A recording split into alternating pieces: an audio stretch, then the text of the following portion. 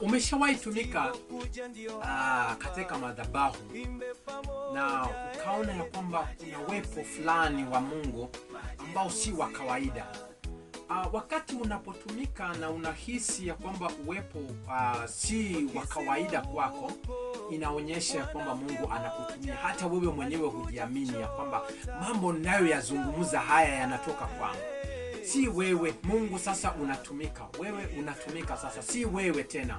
Mungu amekutoa jina lako, Mungu amekutoa kwa umbo lako. Sasa Mungu anakutumia sasa kama wewe. Mungu amekutumia sasa. Ndio maana unaona unapofanya kitu unakuwa kwa madhabahu, hata pia unajiuliza.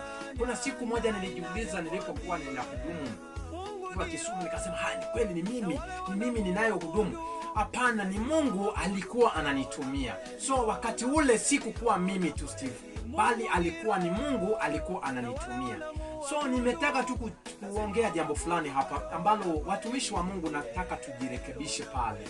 Ya kwamba mambo unapoombea mtumishi au mtu wa Mungu, alafu unapoombea mtu alafu anapata uponyaji, anapata ukombozi, baadhi ya watumishi wa Mungu wanajipiga vifua. Anasema mimi ndimi niliyefanya, mimi ndimi niliyemwombea huyo ndugu. Huyo ndugu alikuwa na kichaa, mimi nikamwombea. Huyu ndugu alikuwa msherati sana, mimi nikamwombea. Sawa, ulimwombea, ulitumika kumwombea, lakini si wewe ulioyafanya.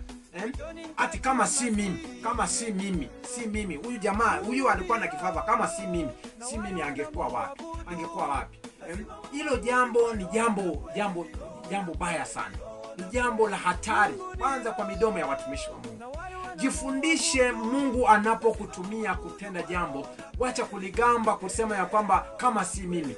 Wewe ni nani? Mungu, huo ni uwepo wa Mungu. Wacha kuchukua uwepo wa Mungu kusema kwamba kama si mimi, huyu alikuwa mchawi, huyu sio alikuwa mganga, huyu. Wewe ulikuwa chombo, wewe ni balozi wa Mungu. Kazi ya balozi ni kwenda kuwakilisha nchi yake. Hana maneno yake, mambo balozi anayoongea yanatoka katika nchi yake. Kwa hivyo wewe ni balozi wa Mungu. Mambo unayoongea yanatoka katika ufalme wa Mungu, si wako. Wewe hauna ufalme wako wowote. Hauna uponyaji wako wewe. Mponyaji ni Mungu. Mwenye mamlaka ya uponyaji ni Mungu. Wacha kusema kwamba mimi nilimwekea mkono. Mimi ndio nilifanya nani akapata watoto. Mimi ndio nilifanya. Wewe kama nani? Kama nani? Ulifanya kama nani? Wewe ulifanya kama nani? Na hiyo ndio jambo ambalo limefanya hata mnaogopesha washirika kanisani. Unaambia washirika mambo paka mshirika anakuwa na woga. Ukitoka hapa hata huyo mtoto, mimi ndio nilifanya ukapata huyo mtoto. Ukitoka tu kwa madhabahu huyo mtoto atakufa. Hata ikitoka, mimi tumekumbana na mambo, tumeambiwa mambo, changamoto, watu wako kanisani, lakini hao washirika wengine wako makanisani, si kwamba wako tu pale. Ni wako pale kwa sababu ya vishawishi na kwa sababu ya kuogopa. Yaani kuna vitu vinatendeka pale lakini hayuko comfortable, lakini maneno anayoambiwa. Na hapo ndio unaona wao watu wako na upofu, ukiwa Mkristo na uko mahali na unaona hauko comfortable, just live. Hapo mahali labda Mungu ndiye anakuambia just live. Kwa sababu labda hiyo umekuwa katika kifungo. Kwa sababu kama baba yako wa kiroho akianza kukuambia kwamba kama ni mimi, kama si mimi, haungekuwa na hii gari. Kama si mimi, haungekuwa na huyu bibi. Kama si mimi, baba yako wa kiroho huyo ndiye anakuambia. Ujue ya kwamba you are serving somebody, you are not serving God. Our God in heaven akikutendea jambo, hawezi kukudai. Yeye Mungu akikutendea jambo, ile kitu anataka tu ni sacrifice wewe kwako kumwabudu yeye na kumjua na kumfahamu katika ukweli na roho. That's why anasema kwamba Mungu ni roho, na wao wanaomwabudu imewapasa kumwabudu yeye katika roho na kweli. Kwa hivyo tunafaa kuabudu Mungu katika roho na kweli. Sina vitisho. Sina vitisho. Eti mimi ndio nilikufanyia hivi. Kama ni hivyo, watumishi wengi wametuwekea mikono. Wengi wametuombea na mambo yakatendeka. Lakini hawajawahi kusema kwamba mimi ndio nimekufanya. Lakini kuna baadhi ya wengine nimesikia maneno. Kuna simu unapigia unaambia mtumishi, nitakuja tu kuwatembelea kanisani.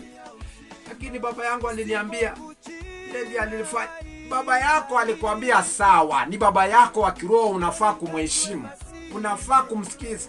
Lakini wacha kumsikiza mpaka inafika mahali mengine unakuwa mtumwa. Unakuwa mtumwa. Wewe uko pale si kwamba unamwabudu Mungu, unaabudu papa.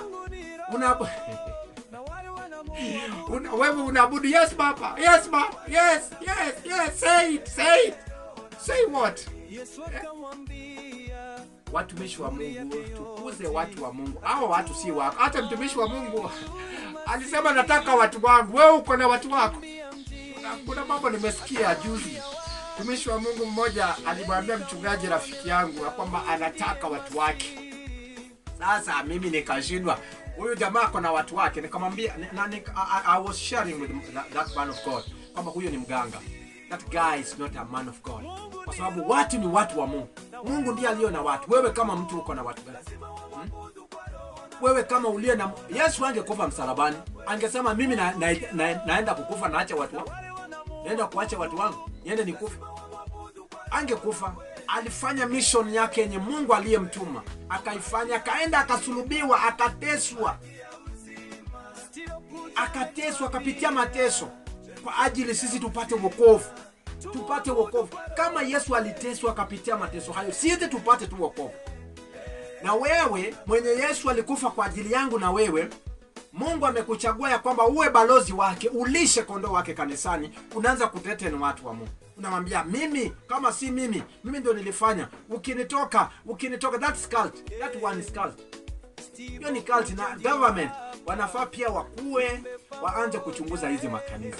Tafadhali serikali, kuna miswada mingine mimi sioni kama ikiwa na shida, kwa sababu pia watakuwa wanajaribu kutusaidia. Kwa sababu tunaona culti nyingi sana kwa kanisani. Kuna makalti nyingi sana kanisani. Mtu wako eti hawa ni watu wangu. Niko na watu wangu. Watu wako watu wa Mungu au si watu wako? Au ni watu wa Mungu. Kwa hivyo jifundishe leo ya kwamba watu ulio nao si wako. Au watu ni wa Mungu. Whether you like it or not. Mungu akubariki sana wakati unapojua ya kwamba watu ulio nao ni watu wa Mungu, si watu wako. Mungu ndiye aliyekuchagua pale. Fanya kazi ya Mungu. Mungu akubariki sana. May God bless you. Thank you.